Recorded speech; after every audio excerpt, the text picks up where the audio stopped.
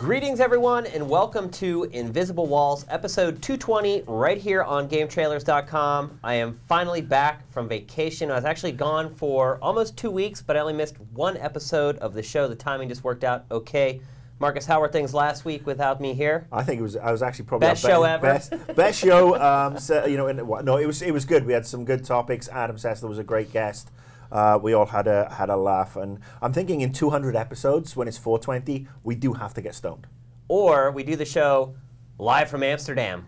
Even better. You paying? No. Which is actually one of the cities I was just at.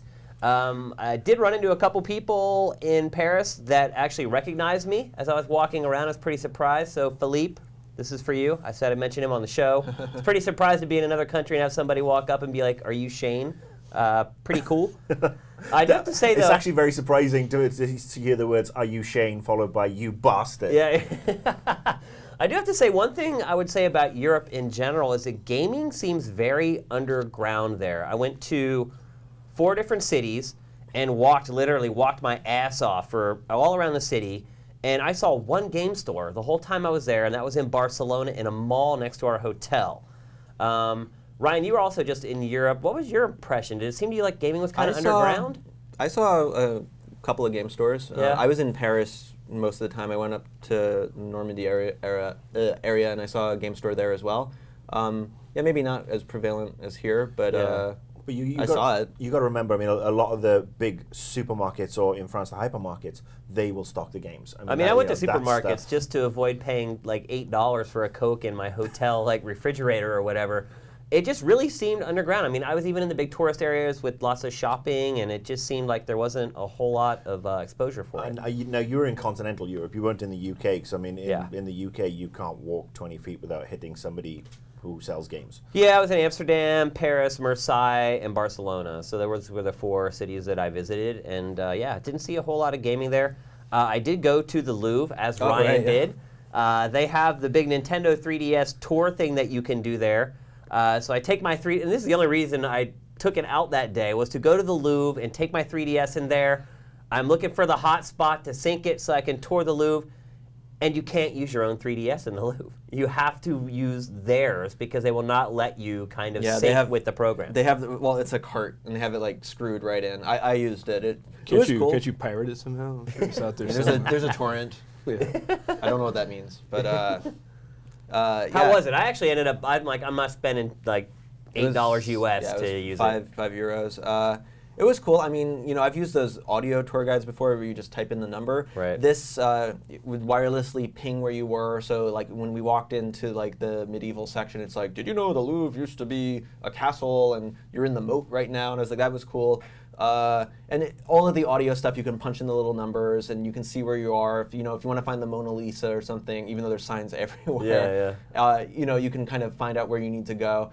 But what I thought was really funny, and I've shared this with a bunch of you guys already, but I saw the the Venus de Milo, which is the statue of the arms missing, and I'm looking at it, and the 3DS, there's all these commentators talking about it, and then it's like, tap here to see it in high definition. Wait a minute, it's right there. And then I click it, and then I'm not to piss on the 3DS, but I mean, the thing looked like an N64 like fucking GoldenEye model that I was shooting. It doesn't get any more high def than your eyeballs. Yeah. So I'm curious. But it was cool to see all these people, like young and old, walking around with 3DSs. Oh, and everybody used styluses. it. Yeah, I mean, they had the typical audio ones there, or the 3DS, and everybody was using the 3DS. It was the same price for either or, so.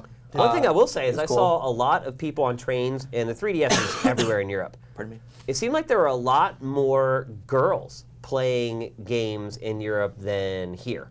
Every train I was on, I saw girls of various ages playing with the 3DS. No Vita, surprisingly, which, you know, Europe is kind of Sony land. I was surprised at that. I don't think the Vita really has a foothold anywhere right now. I think the problem is that the Vita is quite expensive still, and the 3DS has been out longer. And yeah, for the female demographic that you're talking about, you know, the younger and perhaps the older, and you know, this is again not meant as any disrespect to the female gamers who can kick ass on Call of Duty and Battlefield and Tekken.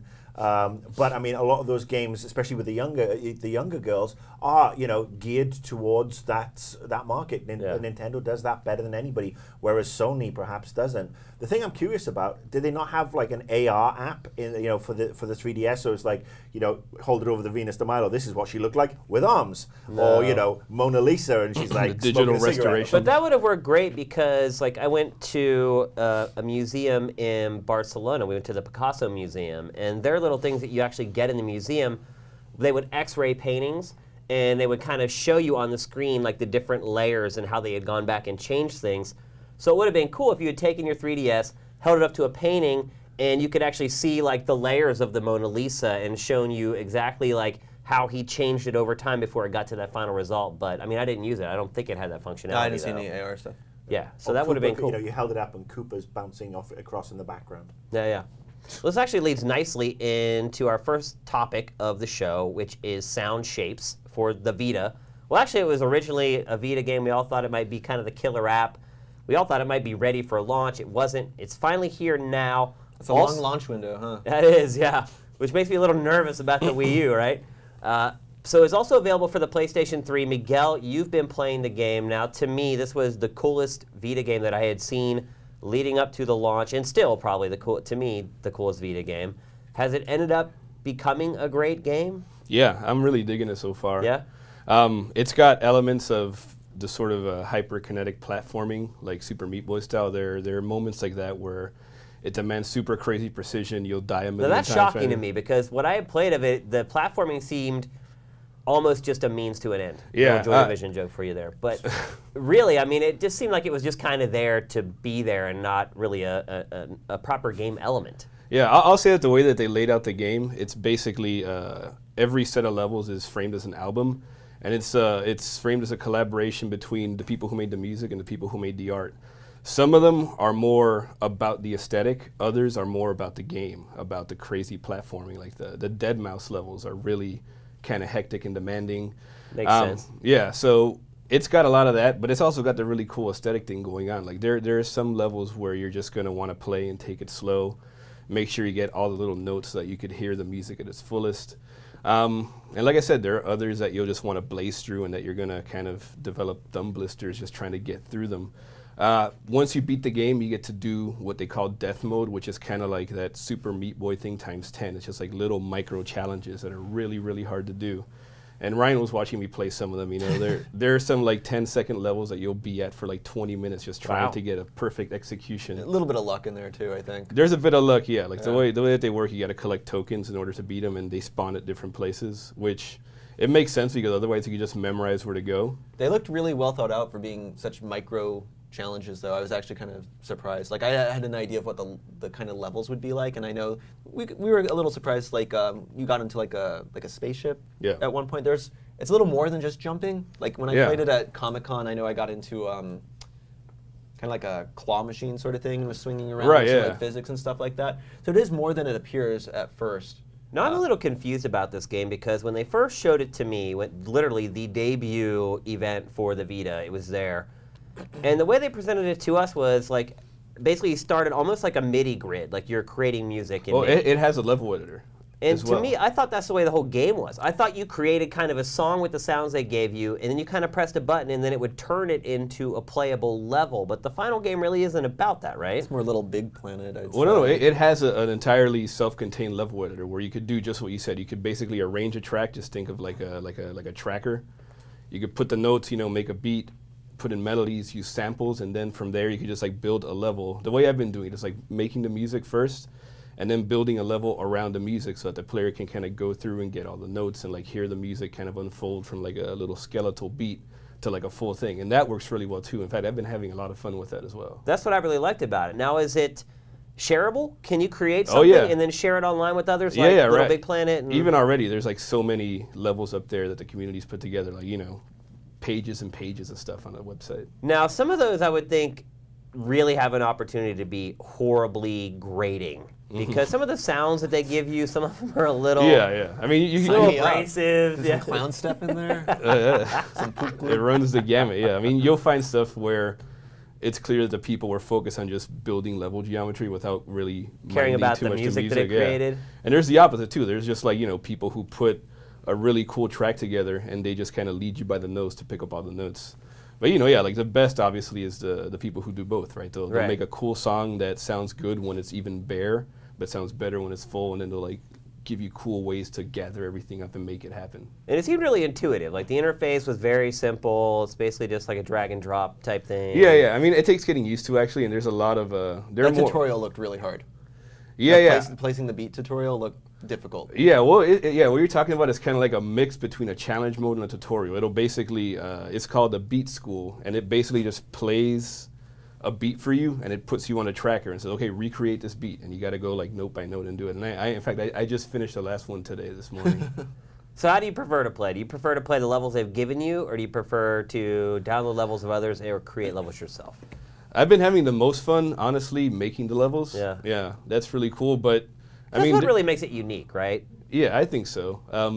The levels that they provide for you, you could probably get through them in a couple of hours. Like, there's not a whole lot in there. Yeah. There's a lot in terms of number, but, you know, in terms of... Well, you said the one takes like 10 seconds, but you have to try it 20 times. Well, that's a death mode, and in fact, like, I've only done, like, maybe a fourth of the death mode. Those are really hard. But, like, the actual levels, they're much longer. They're, like, you know, a typical platform stage.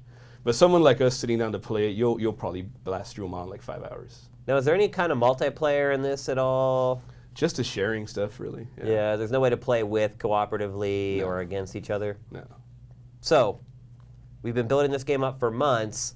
Is this the game that people should get a Vita for? Is it that good? I think so, yeah. How about if you already have a PS3, though? Yeah, that's the thing. I mean, I'm You not think it was smart? That's another thing, too. Was it smart for Sony to put this out on the PS3 knowing that all the hype this game has got, and it could have moved a lot of hardware for the Vita? I mean, that goes back to... I think maybe this not. is maybe more of a critical darling than a move hardware darling. Yeah. I know Lumines did really well on the PSP, but I think this is... I don't think this is quite the pick up and go, your mom can play, it's Tetris sort of thing.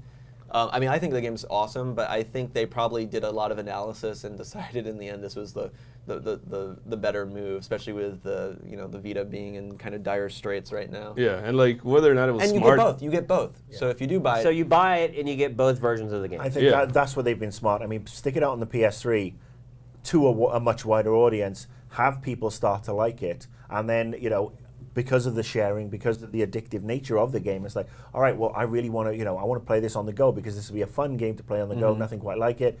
And then that'll inspire people perhaps go off and buy a PSP.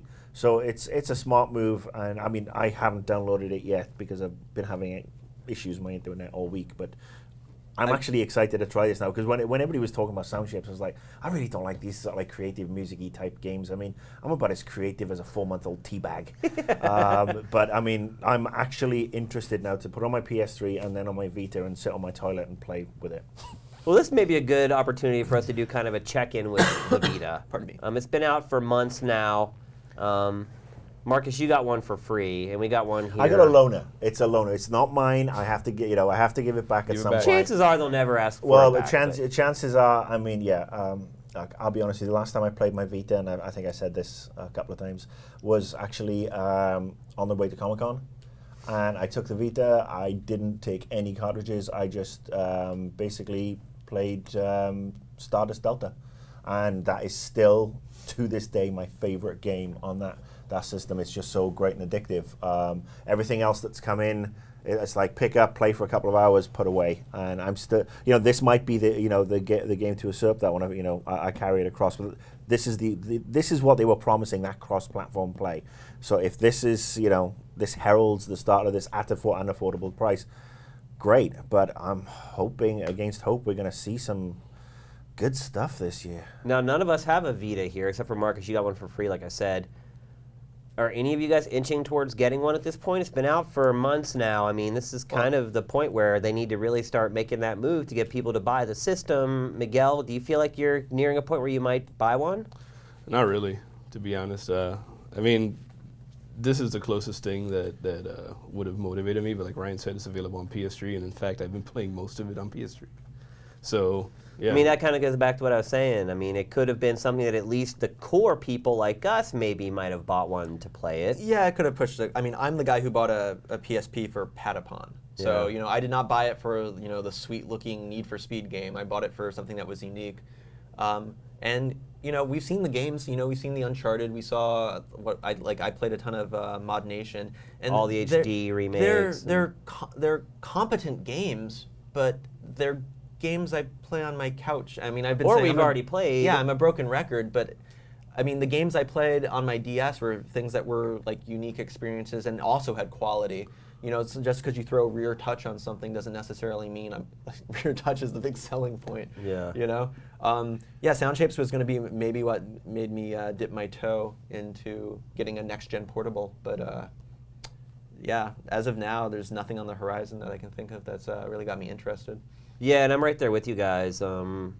Seems like once every couple weeks I get this little like ping in the back of my mind. It's like, hey, maybe I should get a Vita. And then I start looking at the software coming out and it's like, no, I don't want one yet. And that's the funny thing, because when we were in the build-up to the Vita launching, I mean, you were one of the ones who said, I buy all the tech day one, I do pre-order it. Yeah. And the fact that you still haven't got this, I mean, haven't. obviously, if a Sony rep is watching, I'm sure you have more than a few lying around in a warehouse somewhere. I mean, send them over to Invisible Walls, because, I mean, let's face it, what are they doing with them? Fuck all. They might as well just give them away. So I they bet can you sell there some is games. somebody in a warehouse somewhere who's building himself a fort with Vita boxes. Well, the one thing I will say, the screen is fantastic still on the Vita. It's and still an amazing piece of hardware. I mean, just it even looked- Netflix and streaming Yeah. video, as long as you've got the good Wi-Fi connection, it's actually fun to watch with, with the headphones and stuff. But yeah, there's nothing. Well, then coming out of E3, they didn't really show much of the Vita. I know, mean, that didn't help either, right? There's nothing, I'm not really seeing a lot of games on the horizon that maybe might be the tipping point either. For me, it's frankly competing with space in my bag and in my pockets. Like, I already have a tablet. Yeah. I have a phone that I can play games on. Like, why am I going to have this other appendage to carry around? Well, if it had great games, then that would It would be, sure, to make it worth it a little bit more, but even then, it's still, like, I feel that the niche that thing occupies is kind of slipping. Do you think, though, that maybe that was the mistake that Sony made, is that it made it too much like an iPad, where you look at the 3DS, it's pretty obvious that it's a game machine.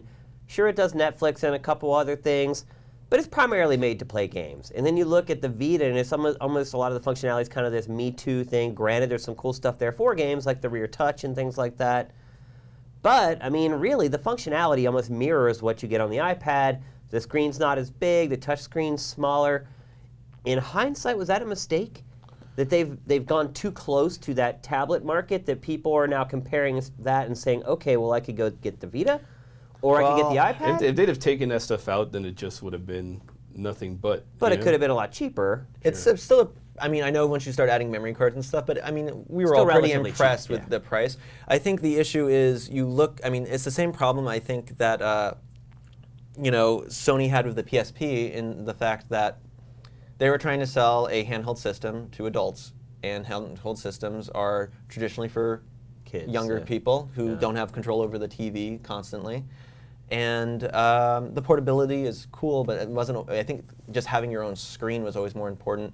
And obviously, the DS found a huge market with brain training, and the touchscreen gimmick became something huge for a lot of other people, and it did kind of progress.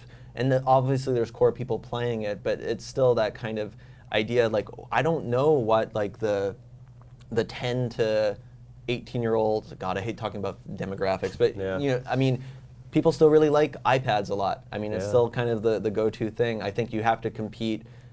You have to be very similar, but you also have to differentiate. I think they did a good job. I just think it's a really hard nut to crack. I still think they've got the pricing wrong on the games, especially the downloadable ones. Yeah. I think, I mean, the mobile game I've been playing right now is a game on the iPhone called New Star Soccer, which is a very basic soccer management arcade game, but it was 99 cents. And I've been playing it for about 4 weeks straight, and it's a total iPhone battery killer, but that I could actually see working on the iPhone, on the Vita. But again, their architecture is so tough to develop for, and their pricing structure is so rancid that it's a turn off for anybody to develop for it. I mean, you know, you'd expect that by now, given the proliferation of online access and everything, they should have basically gone Steam with this and said, let's get dev kits out to everybody, you know, nice and easy to develop. We won't make it ultra hard, and you know, develop, and we'll get 500,000 apps available day one, and we will have some of these cool little games, and we won't charge. What was it? I think it was $15 for Plants vs Zombies. Really? I'm not going to buy a third copy of Plants vs Zombies, no matter how cool it is. Not for $15. Yeah. You know, give even me $5 for that is kind of pushing. Well, it. I mean, $5, fair enough. But I mean, I'm more open to buying $5 for a mobile experience because that's what it is. Unfortunately, I mean, no matter what Sony say, oh, we do Uncharted, great, you do Uncharted, but if you don't have anything else to go with it, people aren't going to drop it, you know, drop their money on it. It's, you know, it's basically this, you know, the feel of how much am I getting for my money. It's almost like the Vita is just kind of hanging out in no man's land. Well, I hope Sony, one, can perhaps figure out something to do with it when they announce PS4, and two, stick with it, because, you know, said it before, it's a good piece of kit.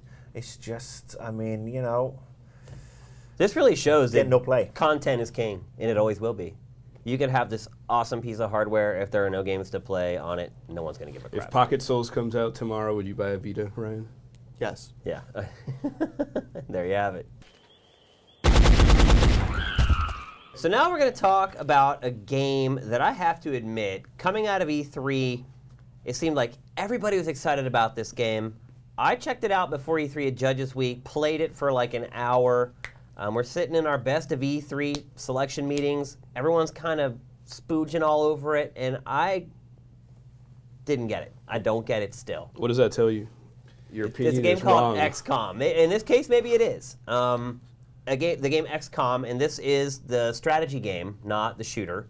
Miguel, you just went to a big event for this game. First of all, what did they show you that was new that they had not shown at E3? Well, the big thing that they showed us and confirmed for the first time was multiplayer. There's multiplayer in XCOM. Competitive. Competitive multiplayer, yeah. It's going to be full on. They're going to have ranked matches, leaderboards, and all that stuff.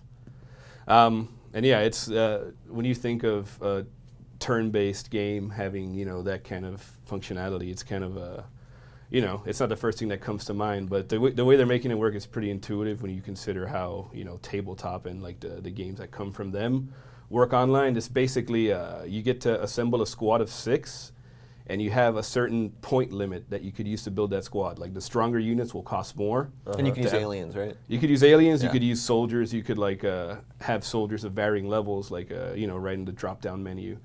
You could be a sniper. You can make the sniper any rank you want. You can make them, you know, full-on colonel or whatever the highest rank is. You could give them psychic powers. You could give them like the flying archangel armor. You could give them like the buffed-up sniper rifle and all that stuff. So all that stuff costs points, you know, like. And you have a pool of points that you have to create your team with. Yeah, exactly. So you could field like a larger team of smaller units, or you could field like, you know, a smaller team of like big buff guys, and it works really well. It's fun. You know, there's turn limits, time limits between turns, so you don't dally too long. And I Now, what think, happens if a time limit hits and you haven't made your move? You just lose your turn? yeah, well, I mean that's happened. You know, like when we were playing, it's a 2-minute time limit, and it feels like forever when it's the other person's turn. Yeah. But when it's your But turn, you're like, Well, yeah. oh, crap. You're like- What can like you do during your downtime? during downtime, nothing. You're just waiting for the other one to move. You know, It's like a fantasy football draft. When it's somebody else's pick, that 5 minutes Yeah, seems you're like an like, eternity. When it's your pick, you're like, what? You got 30 seconds left. Yeah. But you know, like the game has reactive moves built into it. So like there's the Overwatch option, which lets you set up a unit, you know, in a certain place, and if it senses any movement, it'll take a shot, you know, with a sort of accuracy penalty. So there's a lot of that stuff going on, and like so much of the game is trying to anticipate your opponent's moves and putting yourself in interesting places and hoping that it's all going to happen the way you want it to. It's like chess. Yeah. And then, you know, later on in the matches, it turns into like, okay, our forces have dwindled. It's like cat and mouse, you know, we're hiding from each other, hoping that the other guy makes a mistake. It lends itself to that kind of Because dynamic. cover is really important in this game. And to me, that's one thing that kind of sets it apart from other strategy games, is that cover points and choke points are really, really important. Yeah. I mean, it's, you know, do you remember that game Full Spectrum Warrior? It's kind of like that. Like every move you make, you're going to have to consider whether you're getting coverage from whichever possible side you could get attacked. And you got to think about sight lines and angles because there are guns and things like that. Yeah, absolutely. So. And every element of cover is destructible too. So you have to consider like also the material that the cover is made from. Now, can you click on a piece of material and it'll tell you what it's made out of, or do you just have to do that visually? Yeah, you have to do it visually. That's a little... I mean, yeah, I think it's a slippery slope, though. If they provide too much feedback, then the game seems too busy. You know what I mean? But if you want this to turn into a big competitive game, like, I think people need that minutia. They need to know how many shots that wall can take before it breaks. I would make the argument for the other way is sometimes you need things to be a little more in a black box. Like you have an idea that this can maybe take a couple shots, but if a wall or a piece of cover has like a hidden HP value, sometimes you may want to risk maybe it can actually take that extra hit. And it kind of adds a little bit of like X factor to it instead of being a game of pure numbers. There's a bit even though there's obviously randomization for like damage I and agree. stuff like for that. Playing a game for fun, sure. Playing a game competitively, that'll never fly. But I think the way you look at it is you single player as to get to understand the game, and before you go into multiplayer, yeah, and people realize that the more you play the game and the more you learn. If you are going to put all your guys next to a cardboard wall, you're going to get toast pretty quickly. I mean, it's not only about flimsy cover though. It's also about like cover that can explode. Like right. There are certain parts of cars like by the front fender, like that typically gives you full cover. But if you go to the back, it's a gas tank. Yeah. Well, no, if you're anywhere in a car and it takes a certain amount of shots, it's going to blow up and like really mess you up. So, yeah. I think, I mean, you're right. I think it might be cool to have some feedback in terms of how much damage a certain thing could take. At least for people that want it, maybe. I'm sure it will get reverse engineered. I mean, you look at a Starcraft fact and things that you think are maybe arbitrary. Out of reach of people. Yeah, like Marcus said, players will learn. Players will start to know what is covered. Then there's also like in that game, there's a bunch of weird alien geometry too. Like, is that pulsating purple thing gonna explode? Right. If you're lucky, it will. Yeah. Now, one thing I would say about the time that I spent with it was, and I know they're doing their best to make it work with a console controller, it still felt a little clunky. Did they have you play the PC version or the console version? And two, if you played the console version, have they refined that at all? Because especially when you're under a time limit for your turns, using that console controller can maybe limit what you can get done.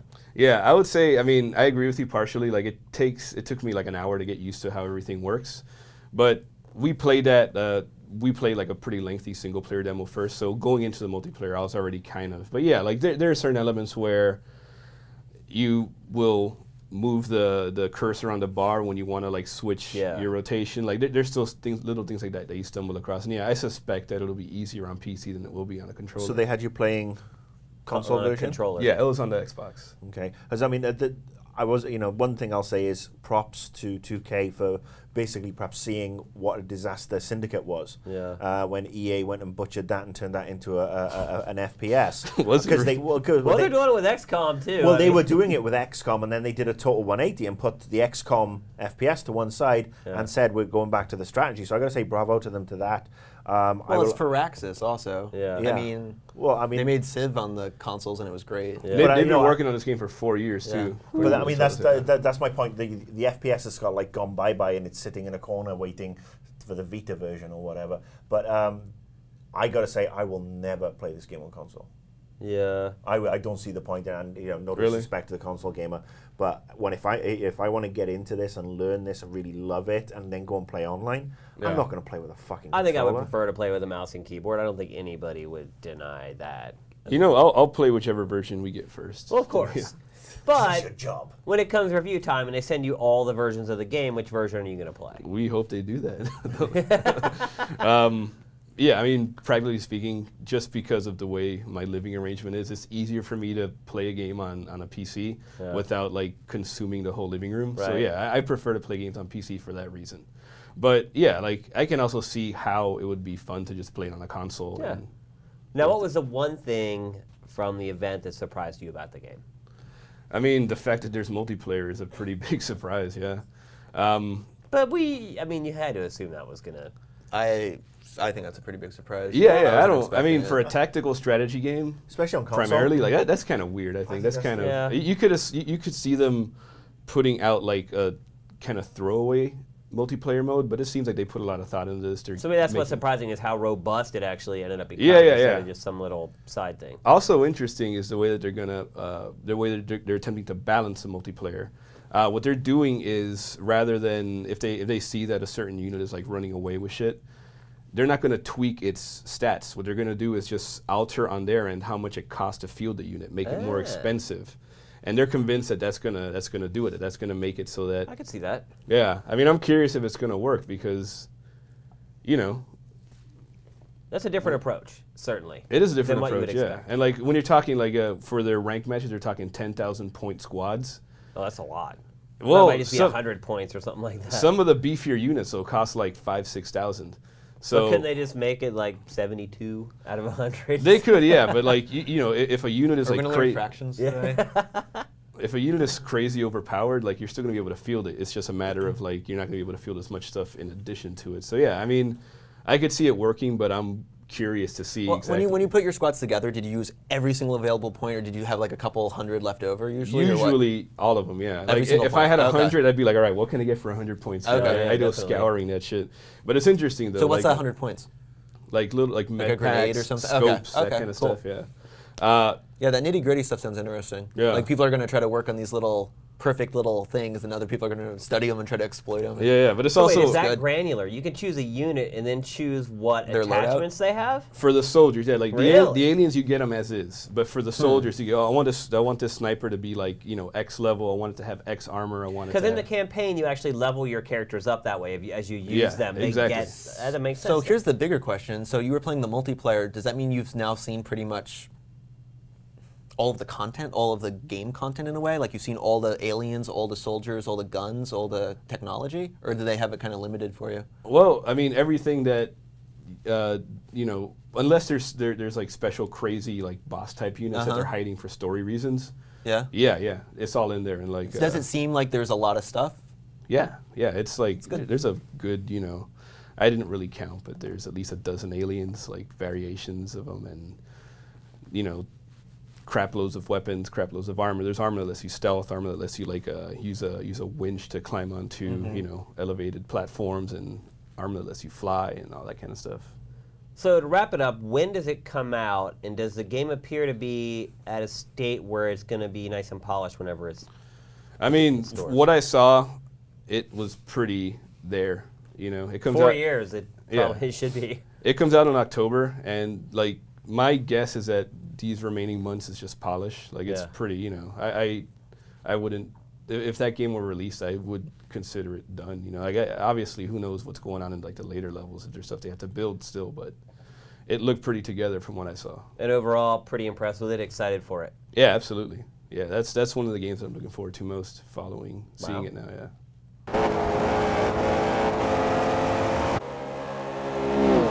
Okay, so we're welcoming Daniel Bloodworth to the show this week. He went on a little escapade to check out a number of racing games from our good friends Codemasters, Codies as we like to call them. So you checked out Grid 2 and the new F1. Now F1 we've talked about on the show at least once before. Have we? I believe so. I think it was F1 2011 because now we're on F1 2012. Right. But let's talk about Grid 2 first. Obviously the first Grid, pretty big impact. It's a pretty darn good game. How is Grid 2 shaping up? What's the big changes for the sequel? Are there any? There's one change, isn't there, Daniel? Yeah, I mean, there's a lot of controversy right now about they made the tough call to axe the cockpit view. And basically, all their data shows that only 5% of people actually use it.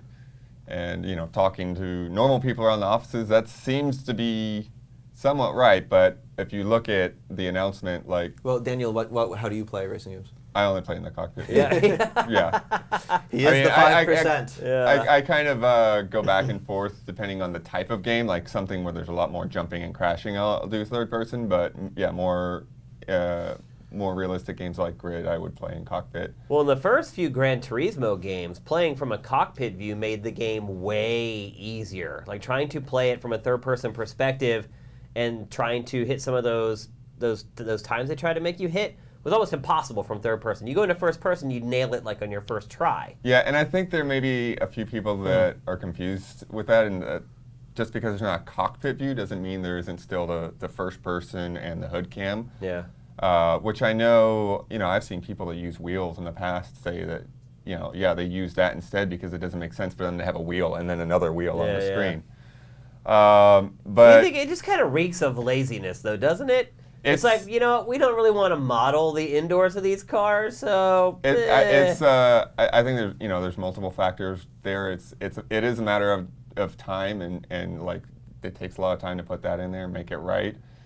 It's also one of the things they cited is resources working on the consoles that like they're already getting everything they can out of the 360 and PS3. So rather than using that memory and those resources on the cockpits, they're putting them into other graphical effects and physics and things like that.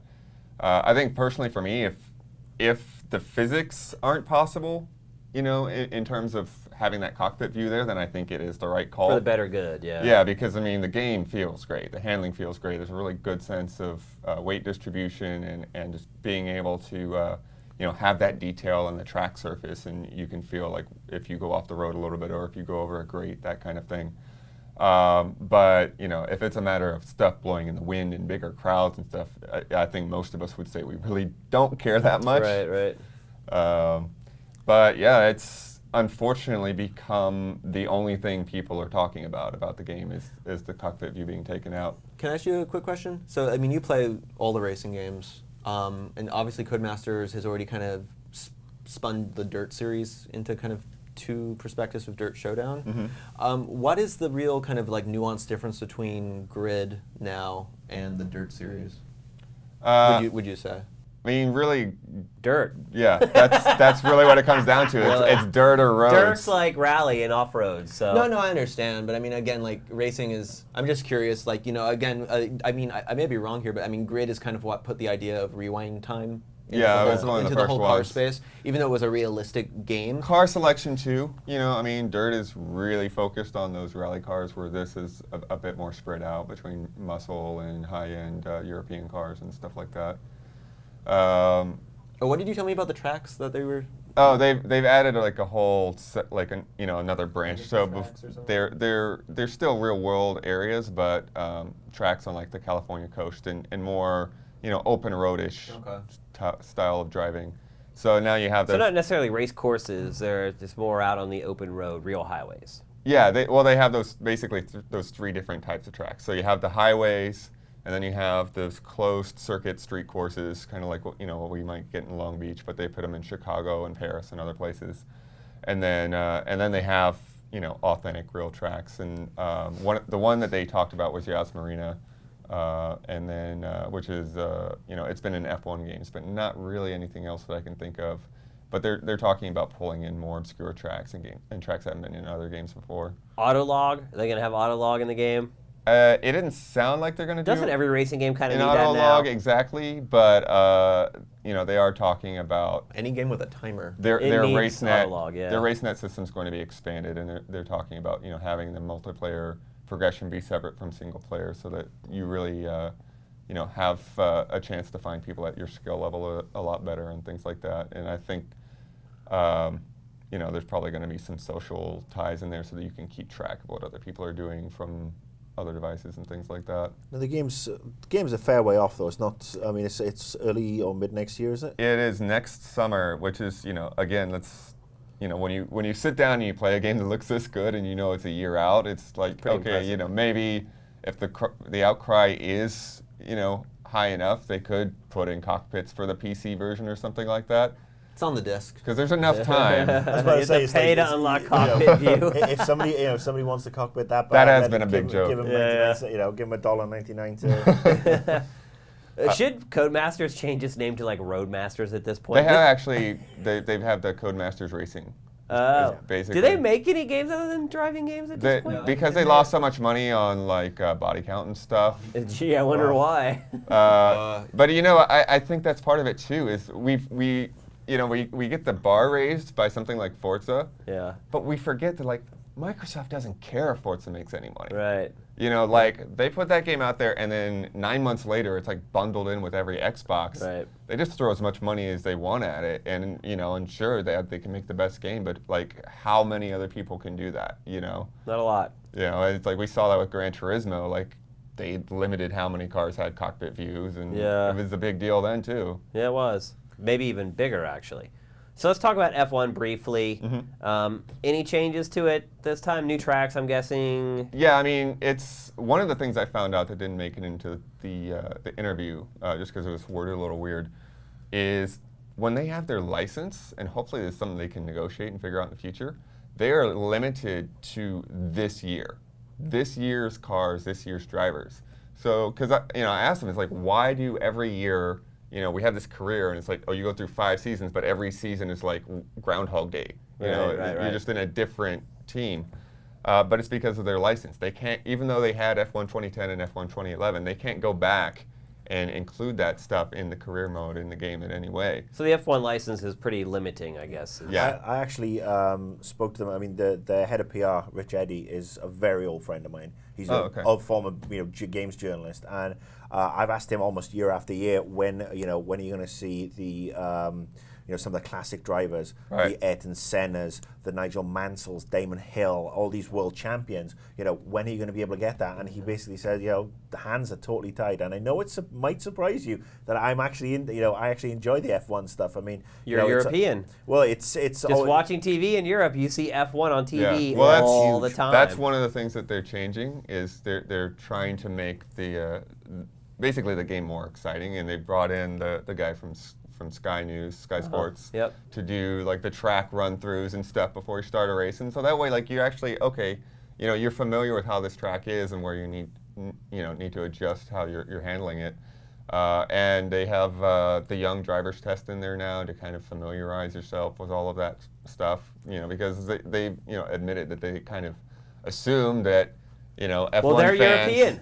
Well, there's also the Track of the Americas in Austin that's opening. That's basically going to be, I think, this time for this year for the first time. Yeah. I mean, the first purpose-built F1 track in America, and that's included in the game, and that's what I saw at E3.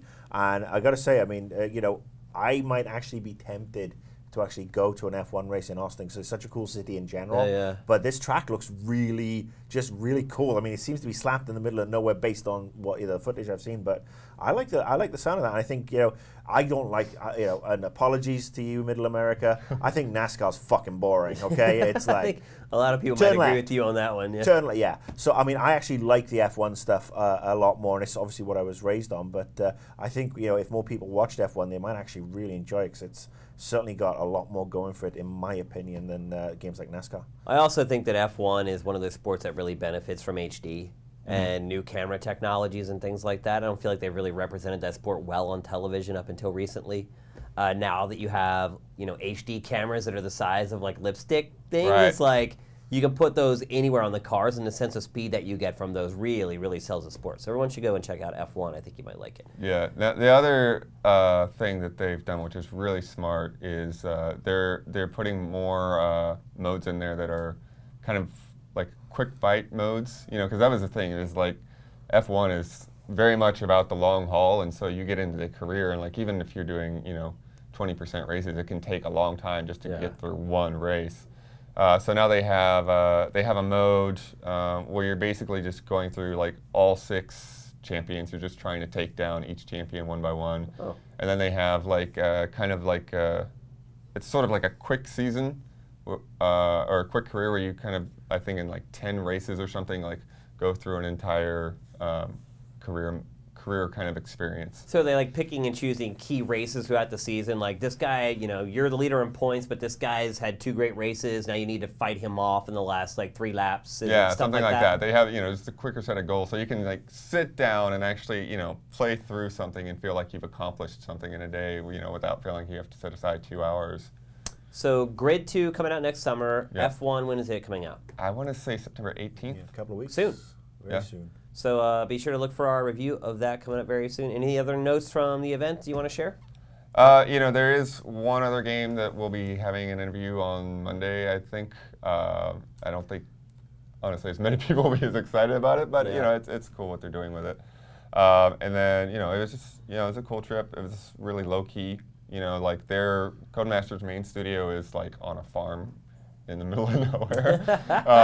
And they actually have a barn that they've converted where the testers go when they're in the final crunch. Wow.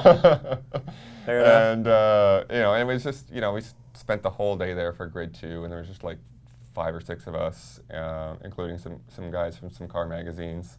And then we went up to Birmingham the next day to see the F1 stuff. So I would like to say thank you to this man because he brought me back 3 bags of Walker's cheese and onion crisps, which are my favorite crisps in the entire planet, and really tricky to get here if you don't have any specialty shops. It probably costs like $10 a bag here. Yeah, I mean, yeah, I spent £3, Right, less than that. £3 is like $50. It is, yeah, you're right. And then I also want to say that I really find it ironic that you 3 in the last week have all been in Europe. Yep. You know, France, Spain, France again, Britain. I'm stuck here, and I'm feeling really friggin' homesick. So I'm waiting for the Olympics to be over so I can go home for a couple of weeks. Actually, it was really empty there, dude. Yeah. Well, the rest of the country was empty. I'm sure London was kind of busy because No. London was empty. Like, Oh, really? cab drivers sent into like a third of their business. They scared everyone off. It's like when we had Carmageddon here. Dude, if I have to hear Team JB one more time, I'm going to throw something through a window. Hey, Team GB is kicking ass, already beaten our Beijing total. So, yes, big ups to the Team GB. I mean, You know, JB. hey, per capita, Britain is the most successful Olympic competing nation right now because They're basically in the amount third, of gold, right in the medal count. yeah, well, the amount of gold medals per person living in the country. So, yeah, go blimey, Governor. JB.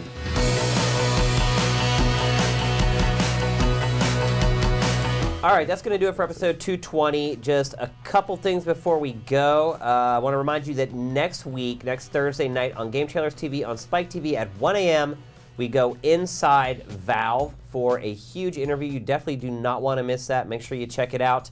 Also, we want to remind you that we are doing a panel for Invisible Walls at PAX this year. It's going to be Friday at 1:30. Hope that all you guys can make it there. The room is not huge, so you might want to make sure you get there a little early, although you can't get there too early. There's a panel before it, but Right. yeah, get there early and you know there is a line. Queue on up. There is a queue. Queue on You know, you can queue. I can queue. You Another can queue. great British Olympic event. And I think we'll have some giveaways too. So definitely. Oh, we're going to have tons of giveaways, actually. We're going to have a lot of stuff to give away.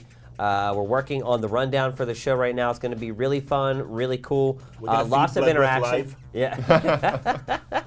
Lots of interaction with us as well, so make sure you guys all come out to that. We're finally doing it this year. Also, the following day, there will be a Game Trailers Film Festival panel where we're going to be debuting a bunch of new shows, kind of like what we did with episode 200 of Invisible Walls. A bunch of new shows, a bunch of stuff from our partners, trying to get something new from the Angry Video Game Nerd as well, so that should be a pretty big deal. And then don't forget that next week we will be covering Gamescom. Bloodworth will be heading back to Europe. Yeah. You're only here for about a week, and then you turn around and go right back. But we will be at Gamescom, all hands on deck, covering it around the clock. So the folks in Europe will be working around the clock, so you guys will be getting updates as you're awake and going about your day. So make sure you check that out. And then finally, there's a possibility that on next Tuesday we may be doing a GT Live with Darksiders 2, where we play along with the developers. Still working out the details of that. I'd say right now it's probably 60-40 chance it's going to happen. Ryan, would you agree with that? Sure. Sure. Math. A lot of math this per capita. So if you want to see a lot of Darksiders 2 before you decide to pull the trigger on that game or not, that will be next Tuesday. Our review will be live first thing Tuesday morning, Pacific time at 9 a.m. Pacific. Is that correct? Sure, if you want to say that. And we're talking about it next week as well, and Yeah. Sleeping Dogs. Next week will be a great show on Invisible Walls. We'll be talking about Sleeping Dogs and Darksiders 2. And Also, probably some Gamescom stuff in yep, there. a lot of Gamescom stuff. We'll also be doing a review of the Astro A50 wireless headset, which I just got and I've been using. We were going to talk about it today, but we kind of ran out of time. So, And we didn't cover hybrid this week, and there is a reason why we didn't cover hybrid, because that obviously shipped on XBLA yesterday, but they've been having server issues. This is the first time we've been able to get the game going this morning. Otherwise, we would have talked about it, but, Yep. you know, tough shit, really. yep. So that's it for the show. As One always, more important thing. I don't have that in my notes, Ryan. You don't? No. Oh, you don't have to run out. Interns. Oh. Yes. Once again, we are looking for fall interns. Please email us, and we'll have the thing come up right here. GameTrailersInterns@gmail.com. And real quick, you have to be a junior or senior in college. This is an unpaid internship. We're in Santa Monica, which is right next to Los Angeles in California. And, you know, get to You have to get college credit. Yeah, got to get college credit. And, you know, get to hang out with us, play some cool games, see some cool stuff. We've got the Wii U launch coming up. It's a really good time to be an intern. Yeah, actually, if you think about that, it's a really good time because we'll have the Wii U in here well before it comes out. So, and it means while everybody else is playing the Wii U, the interns will get all the Kinect games. or the Vita games. Anyway, that's it for this week's show. Good to be back. Good to be back, guys, with you on the show. We'll see you next week. Invisible Walls is up and...